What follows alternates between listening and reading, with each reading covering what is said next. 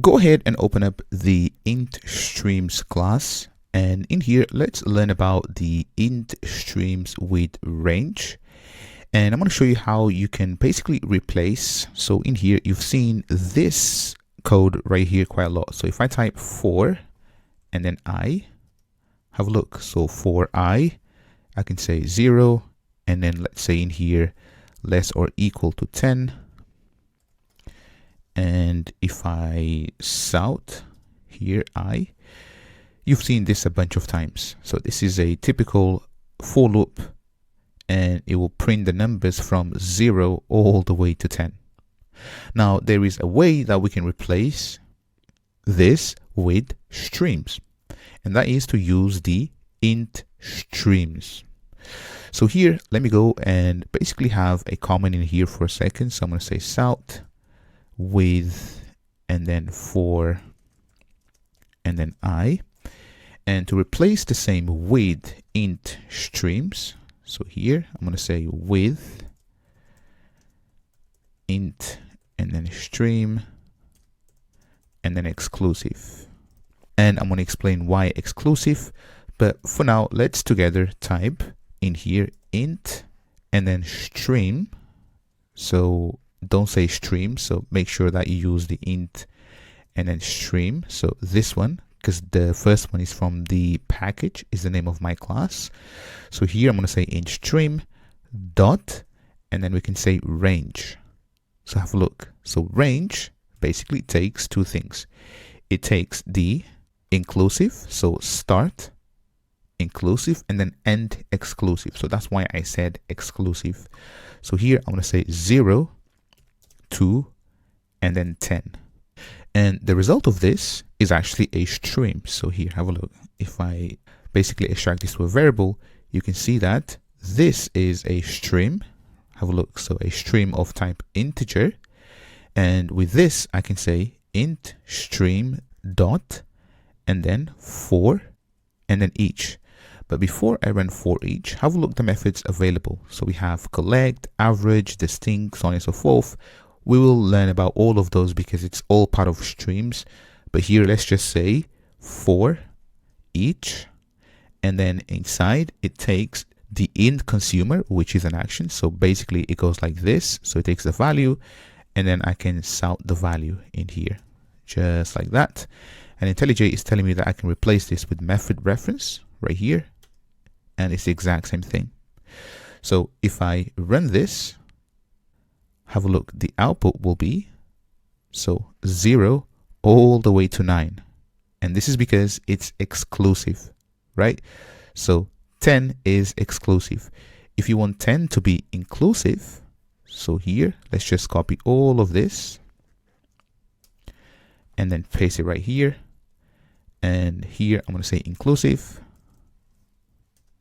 And let me just inline this right here, and also inline this guy. And right here, instead of saying range, I'm going to say range and then closed.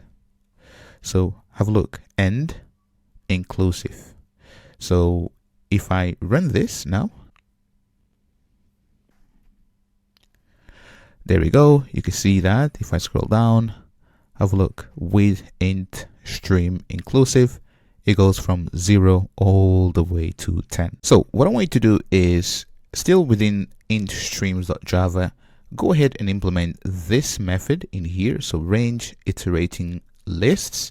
And what I want you to do is to use either int stream, so .range or range closed, to loop through this list right here called people.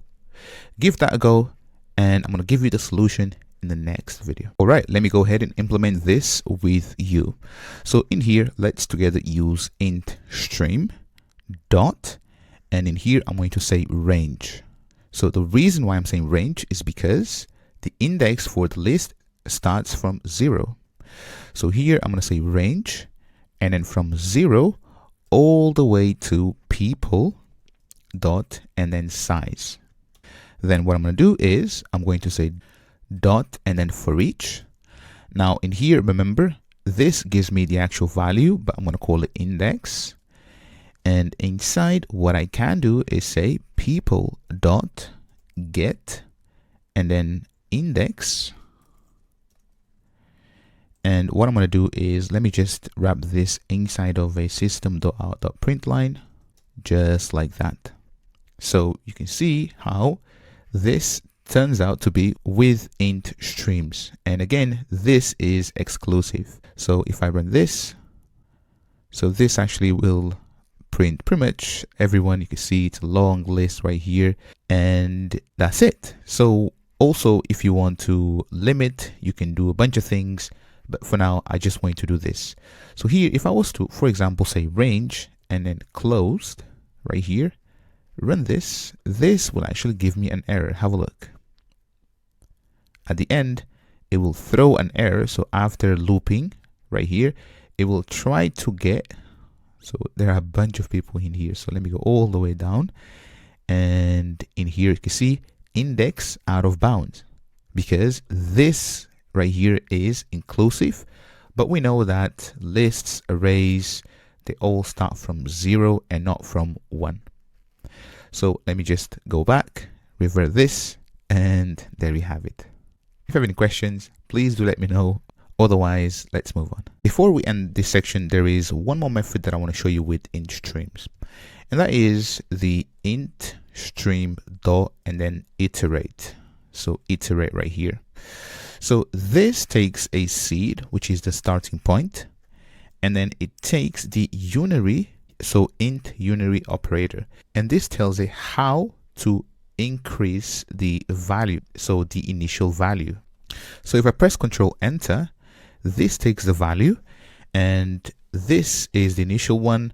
And what I want to do is I want to say value plus 1. So this is my implementation. So basically, I want to increase the seed right here by 1. And if I say dot and then for each here, system dot out print line. So if I run this method, this will run forever. So have a look. So here, if I run this, I'm going to stop this in a second, but have a look. You can see that it's running forever, right? So I've just stopped it because otherwise it will kill all my memory. So you can see that all the numbers that it was actually processing, right? You can see that was very fast. Now, what we can do is we can stick a limit. So here I can say dot and then limit. And then let's say that we just want the first 10 numbers. If I run this, have a look. So we do have 0 all the way to 9 right here. And this is actually exclusive. So if you want 10, you say 11, run it. And there we go. So you can see that we have 0 all the way to 10. So there are times where using the iterate method might be more suitable. So I just wanted to let you know that it's available. If you have any questions, please do let me know. Otherwise, let's carry on. I just want to point out that you've seen that we've used int stream in here. So the same for the methods above, but there is also the double and then stream. I think there's also long and then stream, you can see there, right? And also obviously we have the stream itself. So stream itself. And basically what I want to get at is that sometimes you might want to have a specific data type for your stream. So in our case, we only used integers, but you could have longs, you could have doubles, and you could also have the stream itself. So if you were to use the stream itself, you'd say, for example, stream, and then you can see it takes of right here, and then you could pass a value in here. But you can see that we have in stream, stream of nullable, so on and so forth. So here I could say, for example, this is a stream of, and then strings. So you can see that I can have as many strings inside, and then I can have dot, and then for each, so on and so forth. But in stream, double stream, they provide us useful methods, as you've seen, with range, range closed, and iterate. This is all for this section. If you have any questions for what we've done, please do let me know. Otherwise, let's carry on. Let's learn how to find the minimum and max numbers with streams. So I'm not going to implement this using imperative because you know that it can kind of be a little bit tedious because we have to define all the moving parts. And from now on, we can just learn about declarative programming and how things work and how you should really be doing things, right? So instead of you defining a variable, so int and then max equals to 0 in here, and then looping through that, so numbers dot for each, and then you check which, so here if I say integer, and then you say if, and then integer is greater than the max, and then inside you can say if, and then max bigger, if not, and then you just replace the max. But let's not do this because this is not what we're learning here, and we're learning things the right way. So instead, what we can do is, so if we want to find the minimum number for this list, and by the way, open up the public class min max class, and to find the minimum number is as follows. You just say numbers, so dot, so every time that you want to work with streams, you just say the list itself or the collection itself dot and then stream. And then from this point onwards, we can have as many intermediate operators. So here, the one that we want to have is the min in here, and the min inside takes a comparator. Now, I can define my own comparator in here by pressing Control and then space, and I can basically return. So I can say O, so O1, and then dot compare to, and then here I'm going to say O and then 2. And I can then say dot, and because I'm done with my intermediate operator or operators, so I only have one, I can go back to the terminal, which is get. So here get gives me an integer. Have a look. Get gives me an integer. So here, if I basically extract this to a variable, and if I say south and then integer, and here I'm going to say max. So max instead, or min, my bad. So we are finding the minimum number, so min, and if I run this, I will show you something. So here, have a look. So I'm doing things like this, but have a look. So the minimum number is 1, right? But you can see in here, IntelliJ is telling me that we can replace this with comparator and then dot 2. So this is another way of us doing this, or we can compare using, so inside of the comparator, so comparator dot, and then have a look. We have comparing, and then we have comparing int, double, we have natural order, null last, reverse order, so on and so forth. So what I want is to compare by the natural order, and this should work the exact same way. Have a look. We still have 1 as the output. Next, let me show you how to find the max number. So in order for us to find the maximum number is pretty much almost the same as how we did it to find the minimum number. So let's just copy all of this, and right here, I'm going to paste that, and let's just delete the numbers because it's twice there. And here, instead of saying min, you just say max. And let's also change the variable name to max, just like that. And job done. You can see that it's really easy.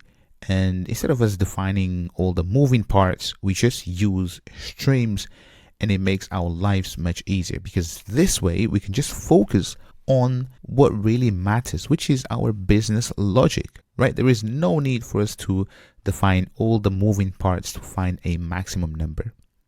Now, you should only do this when working on real projects. For example, if you are doing code challenges, for example, you shouldn't use this because this is kind of cheating, right? But I'm just showing you that as you become professional and you start writing production code, then this is the way that you're going to be writing things. Again, if you are doing, for example, coding interviews, don't use stream, max, and all of that stuff, right? Because this is cheating. Now, if I run this, you'll see that the max number is 100. Have a look. 100. This is all. If you have any questions, please do let me know. Otherwise, let's move on.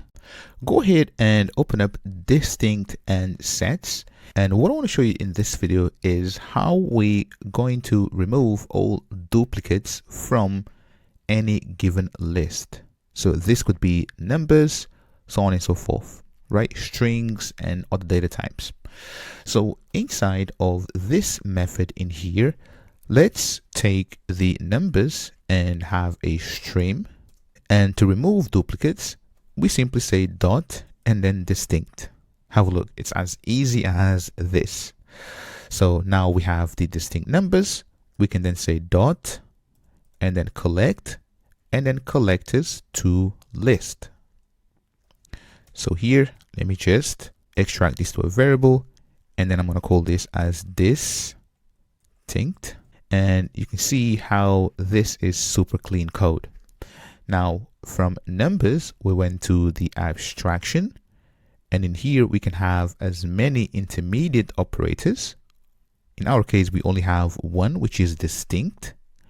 And then we say collect. So this is the terminal operator. And this is how we want to go back from the abstraction to the concrete type, which is a list in here. Now, if I basically have an assertion, so I want to make sure that, so I want to say assert that and import assert. So here, if I click on this bulb, import static method, and then make sure that you import the assertions.assert that from org assertj.core.api. So you can see that we have 3 of them, but use this one here. So the third one, and here I'm going to say distinct, and then dot has, and then size. And I know that the size for this is 9. And here, so we have numbers from 1 to 9, and we have duplicates in it. So if I run this, and also let me just print the list itself. So distinct. So if I run this test, there we go. You can see that this test did indeed pass. And have a look. We removed all the duplicate numbers for our list. Now, bear in mind that this works with numbers, strings, objects, provided that you override the equals and hash code. And yeah, so instead of you using imperative programming to remove duplicates, you can just use streams and invoked .distinct and job done. Still within distinct and sets, let me show you yet another way that we can basically remove duplicates from any given collection. So in here, you saw that when we say distinct and then we collect it back to a list, the result is a list.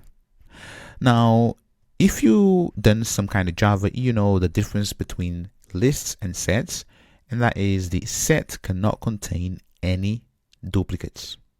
And the way that you access the elements is using an iterator. Now, if that's the case, so if you want to use sets instead of lists, we can do the exact same thing as above by saying numbers dot and then stream. So always stream and then dot. And instead of saying distinct, what I'm going to say is collect and then have a look. We have collect and then collectors to and then set. If I select that, and here if I basically just say distinct, and I can have this exact same assertion. So just take this, paste it here, and if I run this, this should give me the exact same output. There we go. So this works. Now, one thing to note in here is that here we're not using any intermediate operators, right? So we're not using distinct, or we're not using min, we're not using max, and all the others. So if I press enter, so here, after stream dot, so right here, dot, so we're not using filter, flat map, all of these right here. So you can see that they all return a stream, right? So we're not using none of those. So we're just collecting immediately. Now IntelliJ, it's smart enough to know that because we're just doing that, we can just use, so replace with hash set constructor. So we can do this in here, but I'm just showing you that you can collect to a set, provided that you have a bunch of intermediate operators in between before having the terminator. In our case, is the collectors to set.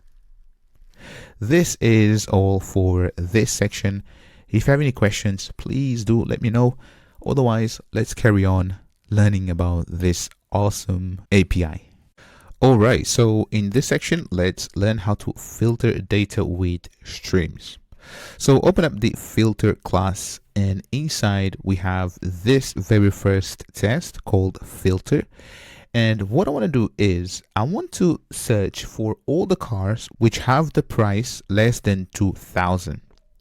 Now, the way to do this with streams is as follows. We say cars dot and then stream, and then say dot and then filter. Now filter takes a predicate, and you can see that it has the weird symbol, so question mark, super, and then car.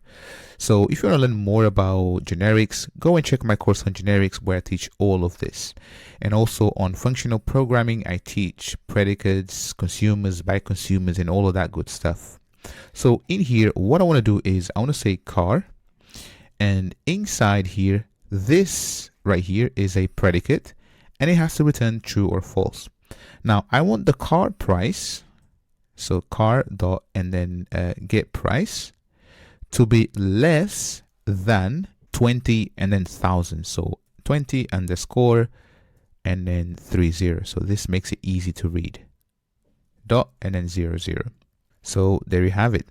Now obviously we need to collect this to a list. So let's just collect this to a list, and there we go.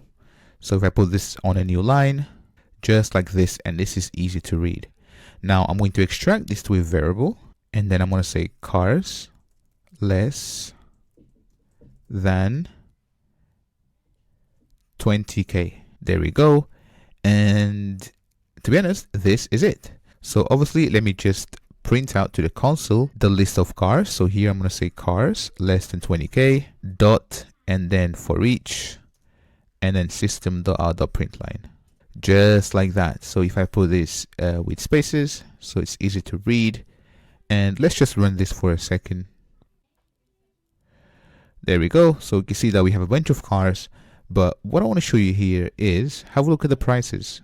So you will not see a car which has a price bigger than 20K. Have a look. So there's a bunch of cars here, and they're all under 20,000. So if you want to get the ones above 20,000, you just flip this sign. So you just say greater, and also you need to change the variable.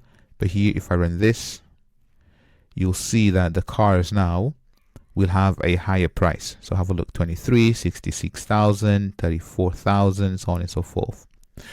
So this is the general gist, and with filter you can have as many filters that you want, right? So here, let me just put this like this.